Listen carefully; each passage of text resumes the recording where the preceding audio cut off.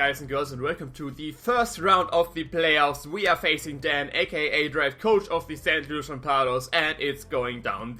Probably the most important, it is the most important match of my season so far. If I lose, I'm out. That's the end of the season, and I would end up in 8th place or something like that, which is not what we planned from the start. We are here to win the whole thing, so I'm not satisfied with a loss, even though the season was pretty good. I did not go into GBA just to have a good season. I got me GBA to win the whole thing, so I cannot allow myself to lose here. We got A-Drive actually into this playoffs with a big win versus Geo, so it would be kind of ironic if he would beat me now. So yeah, like, he knows that too. We can't allow that to happen. That's the history of this match. These are the playoffs. If we win, we will face Fizz or John, whoever wins from this match next time. We already won versus John, we already won versus Fizz, so we already won versus Stan too, so we already know how to win these guys, so we only need to pull off the plan right now, and we should be good. But yeah, before we look at the team, to the usual shoutouts. Shoutouts to Isaac for the beautiful thumbnail, shoutouts to Kino for the beautiful layout right here, shoutouts to Jack, aka the Donphanatic, coach of the Norwich Skitty in the PPL, for recording this match for me. He's, like I already said, he's in the PPL, and now a league which started rather recently, I think in week 3 or week 4 already, something like that. So there's still a lot of league games to go, and if you are after the playoffs, you are in for some more league matches because PPL is on break, of course. The GBA is on break, of course. Then definitely check out the PPL. Great guys are there, great content, great battler. Yeah, I can only, check them out. They're cool guys. But yeah, that's enough for the the advertisement part. Let's go into team building. Not team building, team preview. First of all, for my team, if you want to go in depth for what my team is, what his threats are, what I'm predicting to bring, what happened in the last matches, and all this good stuff, I upload a team builder like I do for every week of the GBA. Link for that is in the description, so if you want to check it out and get an in-depth analysis of basically everything concerning this match, you should check this video out. But for all which don't want to or don't have the time for that, I will go a quick run through my team. First of all, we got Choice Scarf Landorus with Hidden Power, Ice, Psychic, Earth Power, and U-Turn. A Belly Drummer Zoomer with Aqua Jet, Waterfall, Prey Ruff, and Belly Drum, of course. Then a Physically Defensive Crobat with Brave Bird, Super Fang, Taunt, and Roost. Mixed Mega Absol with Max Special Attack with Fire Blast, Knockoff, Sucker Punch, and Iron Tail. Then Physically Defensive Ruskin, Rocky Helmet, Druddigon with Taunt, Dragon Chill, Pursuit, and Stealth Rock. And as last, Max Special Defensive Assault this Tangrowth with Poison Jab, Hidden Power Ice, Giga Drain, and Earthquake. So, looking at his team, he brought the mons. I expected him to bring the 3 for sure, which are the Yuxi, the Aggron, and the Victini. There was no doubt about that he would bring these 3. It was a toss-up about the rest. He decided to bring the Salamence, the Blastoise, and the Sylveon. And he brought the Salamence, which means my Belly Drum Azumarill. For my Belly Drum Azumarill, I will need to weaken that thing. I need to get up rocks to get these important 25% of him right away. Blastoise can potentially Rapid Spin, but maybe I can capitalize on that with other stuff. Yuxi is of course there to check my Landorus, like I'm expecting Special Defensive Coldberry. That's the only check he has, and it's honestly the best. Then Victini, maybe Choice Scarf, same with Salamence, I don't know, I will need to scout for that. And of course the Mega Aggron, which probably is the same set as the other games before, because it did pretty well. Like it of course does not wall my Landorus, but it wall a large portion of my team, so I expect him to be that. He may have Stealth Rocks on the Yuxi or the Aggron, so I'm a bit worried about that. And last but not least, he has the Sylveon. In the first match, he actually was able to just straight OHKO my Azumarill with, not OHKO, but 2-hit KO. Better said, my Azumarill with a Specs Sylveon, so an offensive one could be scary. I can see the use of a defensive one, so I don't really know if it's a defensive offensive one. I will need to see that in the battle and play accordingly. For now, I'm afraid of an offensive one more than a defensive one, because I have stuff which can deal with defensive ones, because Hyperboss aren't hitting as hard as the offensive one, of course. But yeah, this is the team preview. Let's dig into the match. And for leads, let's pause it right here again. I can just put it through. I decided to leave my Landorus because I expect him to lead with the Aggron. I can get a pretty good matchup right from the start. He indeed leads with the Aggron, and I with Lando. I decide here, first turn, just to go for the U-turn, because first of all, I expect the Yuxi to come in, and if he decides to stay in, I can't kill him from this range with an Earth Power, because I'm Choice Scarf, not Life over Expert Bell, so I have to U-turn either way. If he would kill him with an Avalanche, he decides to stay in. So I see the Avalanche incoming here. Fun fact, if you U-turn out in different mon, Avalanche power is actually not doubled, so my Dradicon can take it very, very easily. And I looked it up, Avalanche is contact move, so I can get some Ruskin Rocky Helmet damage right from the start versus Aggron. So here you go, Poop Dragon, physically defensive. Avalanche is not doing much to me, even though it's super effective. I expect him to have no attack investment like all the other matches, and this damage confirms that he actually has no attack investment, or little attack investment, that is. Get some Ruskin Rocky Helmet, and yeah, next up, I just want to taunt this thing. I was thinking about rocks, but I just want to taunt this thing. I don't want to get him to get rocks up, I don't want to get toxic by this thing, or anything like that. I just taunt here. Going for the rocks would have probably been better, seeing how this turns out, but at this point I want to go for taunt. I taunt the Sylveon, which is nice if it's a defensive set. If it's an offensive variant, I mean, it doesn't really matter, but yeah, I was thinking, do I switch into Tangrowth here or do I switch into Crobat? But I'm predicting the Hyper Voice. Crobat can take this thing better on, so I just think with Crobat. He predicts it very nicely, goes for the Psyshock, but because I'm physically defensive, I can tank that pretty, like, it still does a lot. It's definitely an offensive, a defensive Sylveon, but I can take it still. It's with the Black Sludge, it's not doing over half, so I can just boost up the Psyshock damage. And this damage confirms that he's an offensive one, but he's not Specs. He's modest, max special attack Sylveon, but not Specs. He may be extra belt, any other item, I don't know yet. He goes for the Hyper Voice, of course does less. It does still a lot, but of course less than the Psyshock. And I'm here in range to still take a Psyshock. So I just go for the Super Fang here to get half of the HP gone from this Sylveon. Psyshock can kill me. I could probably just roost up on this whole damage from Psyshock, but I was calking it, and he either got too high rolls or he's Expert Belt.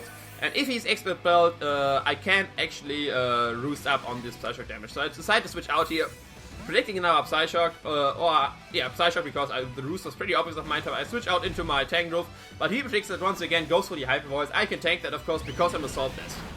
So the Poison Jab, let's pause it right here. So the Poison Jab is pretty, like, I mean, it's not really obvious, but the Poison Jab can kill from his range. I calculated, depending on his HP investment, it can kill. It's either a roll or it can live it with a sliver of HP. I don't know his exact investment, so, but what I thought, why would he risk that? He has Aggron, which he's already Mega Evolved, so Earthquake won't do much. Giga Drain won't obviously do anything. He already knows that I'm Salted from his damage, so Sleep Powder, Leech Seed, all this stuff can't happen. So other things I could have a Lock Off, Hidden Power Fire, all this stuff won't do much to Mega Aggron. If he's a rest set, of course he can just rest up the damage. So I decided to switch up into my Crobat, predicting the Aggron so I can get a roost up versus this thing. But he actually decides to stay in and just goes for another Hyper Voice, and there goes my Crobat. So already down 5-6 because of an over prediction of mine, trying to catch the Mega Aggron, get a Super Fang off or a Roost or Taunt or whatever. But yeah, now I need to go back into Spätzle, and I will fire off a Poison Jab I fire off Earthquake, you know, in case he switches now into the Mega Aggron. He does not, he goes for the Protect, which is, I mean, it's fine. He maybe no, now he will stay in, thinking I don't have Poison Jab, so I go for the Poison Jab here. He goes for the Wish, so it's kind of a mixed set, like offensive but with Wish. He had some plans with that thing, but yeah, I can just go for Poison Jab, hoping it would kill. And I get a good amount of damage, and he lives on the Sliver HP. I was hoping for Poison, but no Poison. And this is annoying how you can just Protect and get another Wish off. I just go for the Earthquake here because I mean, it's obvious he would Protect or switch out, so I just go for the Earthquake. And yeah, I don't know if that was a roll. I don't know his exact investment. It may have mattered. I actually should have called probably after the match. I know how the spreads now because of the team builder. But yeah, I just go for second Poison Jab, hoping maybe I get a higher roll now. Maybe I get the Poison. Maybe I can kill this thing. But it doesn't. I don't. But the good thing is he did not go for Wish, so I can take another Hyper Voice from still on this range. It's only 3 at KO, and I can kill him with an Earthquake. So I can still switch out to Tangrowth for some Regenerator, but the Sylveon is going down, and we are 5-5 and now. And he decides, I'm pretty easy revenge kill by anything, he decides to go into this Victini, and I have a Dradagon. He already knows I'm rushing helmet, he knows I'm defensive. It's very out there to switch into this, so I predict the Glaciate, not the V-Create or something like that. So I just go into my Zoomer to scale this thing out, and he indeed goes for the Glaciate. Which does close to nothing because I'm a Zoomer, of course, and it's only 60 base power and stuff like that. Now I don't want to go for Waterfall if I'm left. I first want to scout if he's Scarfed or something like that. Because an Aqua Jet won't kill from this range, and a Bolt Strike would straight out kill me, and a Zoomer is very important. So I want to scout out if he's Scarfed. If he's Scarfed, he will switch out. If not, he will probably go for the Bolt Strike right here. And he does, and I can get some Ruskin Rocky Helmet and damage him once again, which is very nice. And I can decide here to get up my rocks because he will probably switch out with me.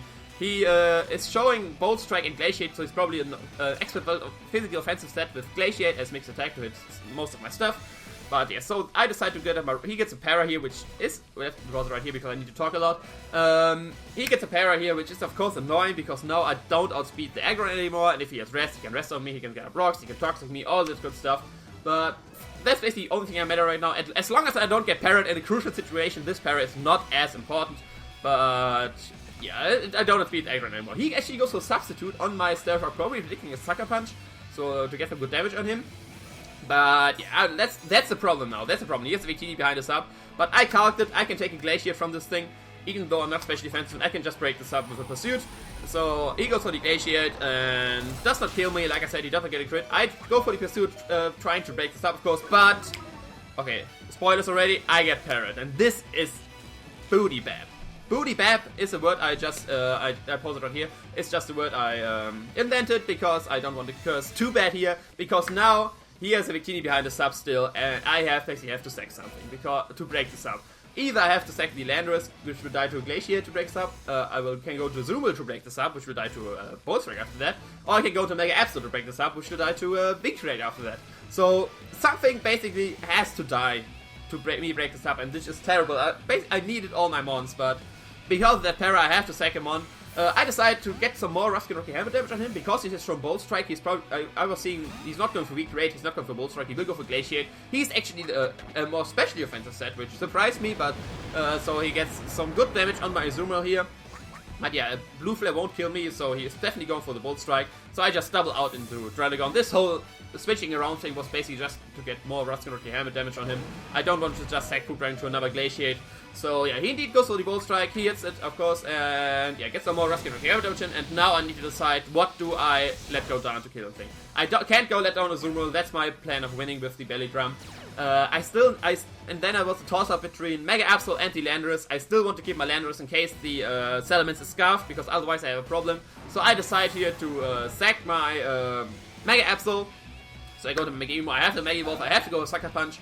And yeah, I will die to Blue Flare. I'm naive nature, I couldn't have taken Weak Ray, I couldn't have taken a Blue Flare. I calculate there's no way I'm doing this, unless he's like not special attack investment with a minus special attack nature. That could be a thing, but yeah, I just go for Sucker Punch, break this up.